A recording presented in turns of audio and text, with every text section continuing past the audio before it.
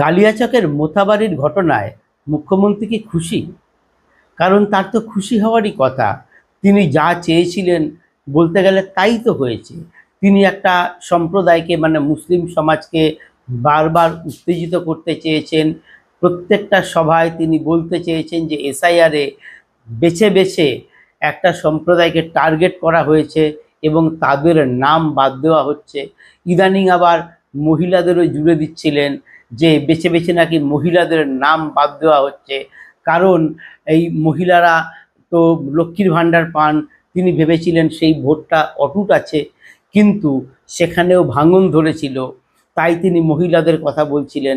আর কালিয়াচকে দুটো জিনিস একসঙ্গে ঘটেছে, সেটা হচ্ছে সেই মুসলিম সম্প্রদায় তারা বিক্ষোভ দেখিয়েছে, তারা বিচারপতিদের ঘেরাও করেছে এবং বিচারপতিদের তাড়া করেছে, আবার মহিলারাই ছিল সামনের সারিতে। তাহলে তো মুখ্যমন্ত্রীর খুশি হওয়ারই কথা, কারণ তিনি এতদিন যা চেয়েছিলেন তাই তো বলতে গেলে হয়ে গেছে।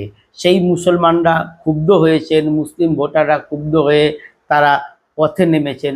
তাহলে মুখ্যমন্ত্রীর খুশি হওয়াই উচিত। কি মনে করেন আপনারা? আপনারা আপনাদের মতামত অবশ্যই জানাবেন। কিন্তু একটা বিষয় কি হয়েছে জানেন, যদি ওই পর্যন্তই ঘটতো তাহলে কোনো অসুবিধা ছিল না। আসলে হঠাৎ মাঝখান থেকে সুপ্রিম কোর্ট ঢুকে পড়েছে, আর সুপ্রিম কোর্ট ঢুকে পড়বে এইটা বোধহয় মুখ্যমন্ত্রী কল্পনা করতে পারেননি, আর তাই তিনি বেশ চাপে পড়ে গেছেন। নমস্কার, আমি প্রদীপ দাস, আর আপনারা দেখছেন দেশপ্রেমিকদের চ্যানেল আমাদের ভারত। যারা প্রথম দেখছেন বা সাবস্ক্রাইব করেননি তাদের কাছে অনুরোধ, তারা চ্যানেলটি সাবস্ক্রাইব করবেন এবং লাইক করবেন। লাইক করলে যেটা হবে সেটা হচ্ছে আমার এই চ্যানেল আরও বহু মানুষের কাছে পৌঁছে যাবে। তাই এই লাইক করার জন্য আপনাকে অসংখ্য ধন্যবাদ। যেটা বলছিলাম যে মোথাবাড়ির ঘটনাটা সেদিন যে পর্যন্ত হয়েছিল বুধবার রাত পর্যন্ত, ওই পর্যন্ত যদি ঠিক থাকতো তাহলে কিন্তু কোনো গণ্ডগোলের ছিল না, সেক্ষেত্রে মুখ্যমন্ত্রীর লাভই হতো। কিন্তু মাঝখান থেকে সুপ্রিম কোর্ট এখানে ঢুকে পড়ে বিষয়টা অন্যদিকে মোড় ঘুরিয়েছে। মুখ্যমন্ত্রী এটা কল্পনা করতে পারেননি, কারণ সুপ্রিম কোর্টের প্রধান বিচারপতি পরিষ্কার বলে দিয়েছেন যে কারা এই ঘটনার পেছনে আছে তা আমরা জানি। অর্থাৎ তিনি বুঝিয়ে দিলেন যে কাদের উস্কানিতে এসব কাণ্ড ঘটেছে। আর স্বাভাবিকভাবেই এই কথা বলার পর মুখ্যমন্ত্রী নিশ্চিতভাবে কিছুটা চাপে পড়েছেন। তার বক্তব্য কিন্তু পাল্টে গেছে, তার বক্তব্যের সুরও অনেক পাল্টে গেছে। তিনি এখন অনেকটাই যে চিৎকার করে বলছিলেন সেটা কিন্তু কমে গেছে। আর তারপরেই দিয়েছে এনআইএ তদন্ত। সুপ্রিম কোর্টের নির্দেশ এখন অনুযায়ী এনআইএ তদন্ত শুরু হয়েছে। এইবার মুখ্যমন্ত্রী পিছু হটতে শুরু করেছেন, তিনি এবার দায় এড়াতে চেষ্টা করছেন। এতদিন তিনি যখন বলতেন না যে মা বোনেরা আপনারা এগিয়ে আসবেন, আপনারা যে রান্না করেন সেই রান্নার জিনিসপত্র আছে, ফলে বলে দিতে হবে না কি করতে হবে, যে রাঁধে সে চুলও বাঁধে, এইসব তিনি বলে উত্তেজিত করেছেন। আর গতকাল থেকে তিনি কি বলতে শুরু করেছেন, তিনি কিন্তু এখন বলতে শুরু করেছেন আপনারা প্ররোচনার ফাঁদে পা দেবেন না, আপনাদের প্ররোচিত করার চেষ্টা করা হচ্ছে, আপনারা কোনোভাবেই প্ররোচনার ফাঁদে পা দেবেন না। কারণ বিজেপির চক্রান্ত, কংগ্রেসের চক্রান্ত, সবাই মিলে চক্রান্ত করছে। এতদিন তিনি এক কথা বলে এসছেন, এতদিন তিনি উত্তেজিত করে এসছেন, আর ঘটনা ঘটে যাওয়ার পর সুপ্রিম কোর্টের নির্দেশের পর এবার তিনি দায় এড়াবার চেষ্টা করছেন। এবার তিনি একবার মুর্শিদাবাদে বলছেন এর পেছনে রয়েছে আইএসএফ এবং হুমায়ুন কবিরের কেউ তুলে ধরছেন সেক্ষেত্রে। আবার মালদাতে গিয়ে, যেহেতু মালদা আবার কংগ্রেসের একসময়ের ঘাঁটি ছিল, সেখানে বলছেন কংগ্রেসের কথা বলছেন, এবং মিমের আসাদুদ্দিন ওয়েসির কথা বলছেন। আসলে তিনি যেখানে যেমন পাচ্ছেন, মুর্শিদাবাদে একরকম বলছেন, মালদাতে গিয়ে আরেক রকম বলছেন। একবার বলছেন যে ISF এদের চক্রান্ত, ওখানে গিয়ে বলছেন কংগ্রেস এবং মিমের চক্রান্ত। ফলে তিনি যেভাবেই হোক পুরো দায়টা তার ঘাড় থেকে ঝেড়ে ফেলতে চাইছেন। তার বক্তব্যের ফলে বা তার বক্তব্যের প্ররোচনায় এসব হয়নি, সেই দায় তিনি এড়াতে চাইছেন। এই মোথাবাড়ির কাণ্ডের যে মূল চক্রী মোফাক্কেরুল, তাকে পুলিশ গ্রেপ্তার করেছে। এই মোফাক্কেরুলকেই দেখা গেছে ঘটনার দিন সে গাড়ির মাথায় উঠে উত্তেজক বক্তব্য দিয়েছে, কিন্তু সারা দিনেও পুলিশ তাকে গ্রেপ্তার করেনি। আর যেই NIA তদন্তের নির্দেশ দেওয়া হলো, আজ NIA তদন্ত যখন শুরু হয়ে গেছে, ঠিক তার আগেই পুলিশ মানে CID তাকে বাগডোগরা বিমানবন্দর থেকে গ্রেপ্তার করেছে। এই মোফাক্কেরুল যখন বুধবার দিন সারা দিন মানুষকে উত্তেজিত করেছে, তখন কিন্তু পুলিশ তাকে গ্রেপ্তার করেনি। গ্রেপ্তার হয়তো করতেও না, কিন্তু যেই NIA-র টিম ঢুকে পড়েছে, সঙ্গে সঙ্গে এই মোফাক্কেরুলকে গ্রেপ্তার করে ফেলল। কারণ এখন দেখাতে হবে যে তারা এই ব্যাপারে কতটা আন্তরিক, রাজ্য সরকার কতটা আন্তরিক। আবার মুখ্যমন্ত্রী বলছেন যে এটা আমাদের পুলিশই ধরেছে, আমাদের CID ধরেছে। এতদিন তিনি বলছেন যে তার হাতে কোনো ক্ষমতা নেই, তার সব ক্ষমতা কেড়ে নেওয়া হয়েছে, আর আজ বলছেন যে আমাদের পুলিশ এটা ধরেছে, আমাদের CID ধরেছে। বলছেন ওই CIDটা তো আমি দেখি। অদ্ভুত কথাবার্তা। তিনি CIDটা দেখেন, CID তো পুলিশের অধীনেই আছে। পুলিশ দপ্তরের যে দপ্তরটা, তার মধ্যেই তো CID। তার নির্বাচন কমিশন যখন এই কয়েকজন ওপর মহলের অফিসার বদল করেছেন, আধিকারিককে বদল করেছেন, তখন কি বেছে বেছে শুধু CID-টুকু রেখে বাকিটা ওনার হাত থেকে কেড়ে নিয়েছেন? আসলে কোনোটাই তো কারেননি। এই CID দপ্তরেও তো রদবদল হয়েছে। আসলে তিনি দায় এড়ানোর জন্য পরিষ্কার বলছেন আমার হাতের সব ক্ষমতা কেড়ে নেওয়া হয়েছে। নির্বাচন কমিশন যেটা করেছে সেটা হচ্ছে কিছু আধিকারিককে বদল করেছেন, যে তার ভোটের কাজের সুবিধার জন্য, যারা পক্ষপাতমূলক আচরণ না করে। কিন্তু কাজটা তো মুখ্যমন্ত্রীর নির্দেশেই করবে। তিনি তো এখনো মুখ্যমন্ত্রী, তিনি তো এখনো পুলিশ মন্ত্রী। যদি তার হাতে কোনো ক্ষমতা নাই থাকে, তাহলে তিনি মুখ্যমন্ত্রী রয়েছেন কেন? তিনি পদত্যাগ করুন। তাহলে তিনি পুলিশ মন্ত্রী রয়েছেন কেন? পদত্যাগ করুন। কিন্তু তার হাতে যে ক্ষমতা আছে, এই মোফাক্কেরুলকে গ্রেপ্তারের পর তিনি সেটা পরিষ্কার করলেন। তিনি বললেন যে এই মোফাক্কেরুলকে গ্রেপ্তার করেছে তারই CID, এই রাজ্যের পুলিশ গ্রেপ্তার করেছে। তার মানে বক্তব্য কতটা পাল্টে যাচ্ছে। সাধারণ মানুষের কাছে একরকম বক্তব্য, আবার যখন কৃতিত্ব নিতে হয় তখন আবার তার বক্তব্য যাচ্ছে পাল্টে। আসলে NIA তদন্ত শুরু হওয়ায় মুখ্যমন্ত্রী ঘাবড়ে গেছেন। তিনি যাদের উত্তেজিত করেছিলেন, বা বলা যায় তার কথাতেই দিনের পর দিন সেই SIR শুরুর পর থেকে তিনি যেভাবে উত্তেজিত করে এসছেন, তিনি বারবার বলে এসছেন যে SIR হতে দেবেন না, জীবন থাকতে হতে দেবেন না। কিন্তু তার জীবনও রয়েছে, সবই রয়েছে। SIR হয়ে গেছে, লক্ষ লক্ষ নাম বাদ পড়ে গেছে। ফলে মুসলিম ভোটারদের একটা বড় অংশ কিন্তু এই মুখ্যমন্ত্রীর ওপরে ক্ষুব্ধ। কারণ মুখ্যমন্ত্রী বিভিন্ন ক্ষেত্রে যে কথা দিয়েছিলেন তা রাখতে পারেননি।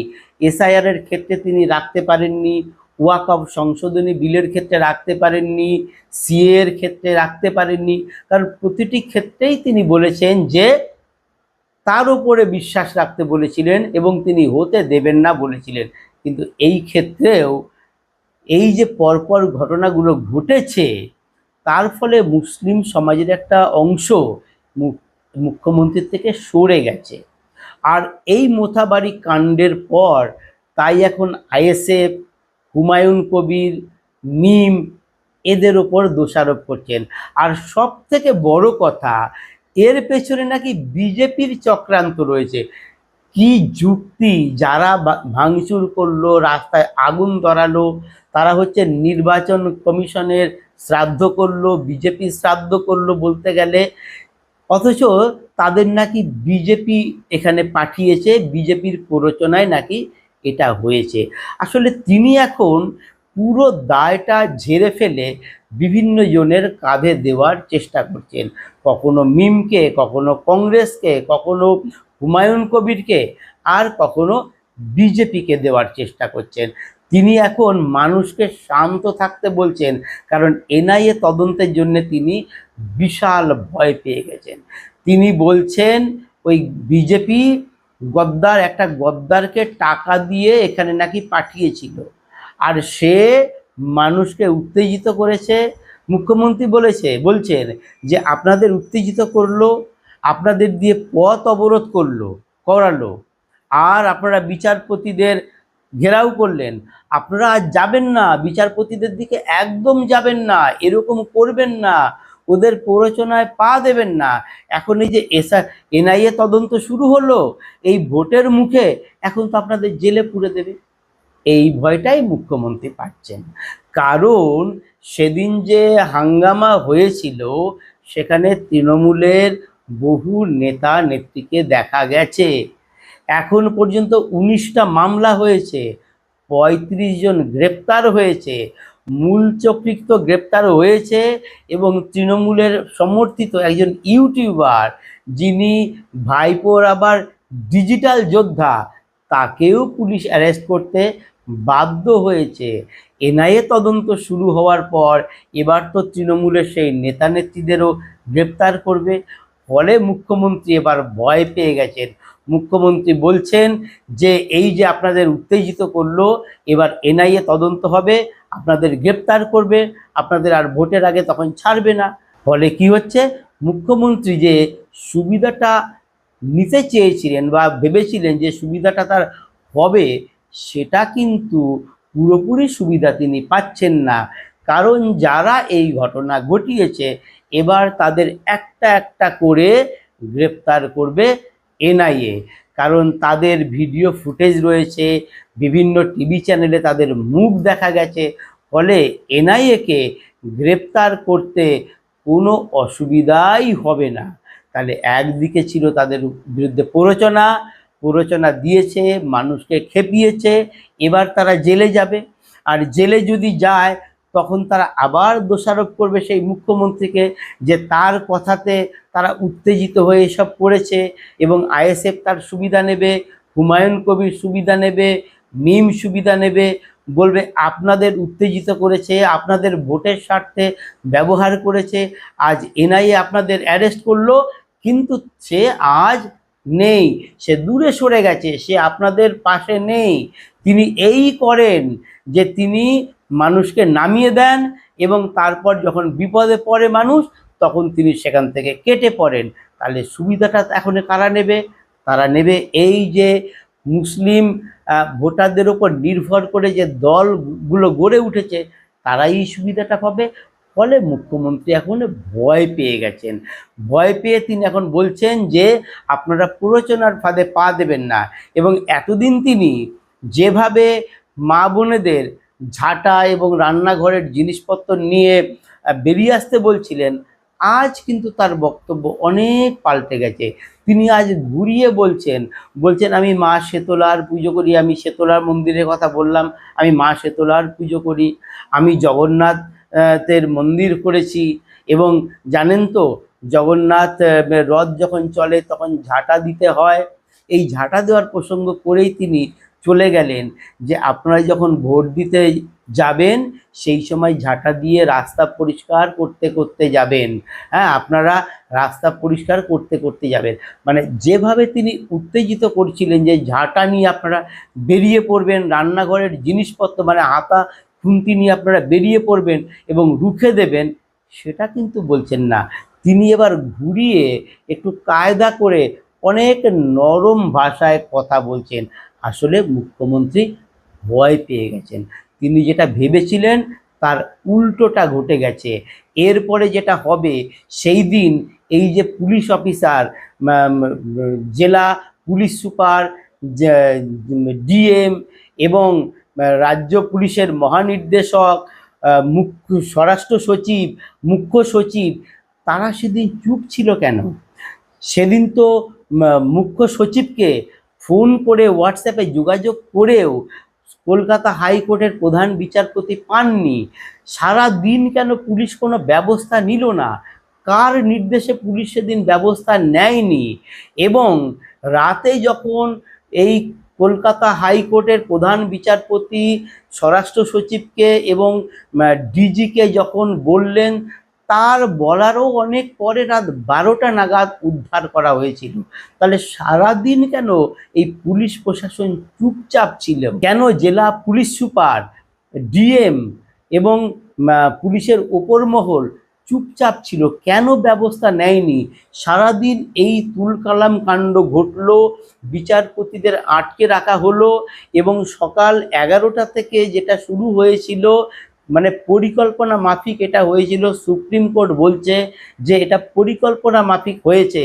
সুপ্রিম কোর্টের প্রধান বিচারপতি পরিষ্কার জানিয়ে দিয়েছেন এটা পরিকল্পনা করে করা হয়েছে।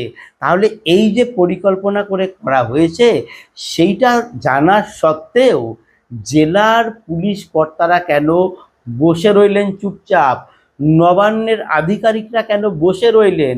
এবং কলকাতা হাইকোর্টের প্রধান বিচারপতি বলার পরেও কেন দ্রুত কাজ হলো না? এর পেছনে চক্রান্তটা কি আছে? তা কান টানলে নিশ্চয়ই মাথাও এসে যাবে, ফলে অনেক কিছুই রহস্য হয়তো বেরিয়ে যাবে। আমার এই প্রতিবেদন কেমন লাগলো অবশ্যই জানাবেন। নমস্কার।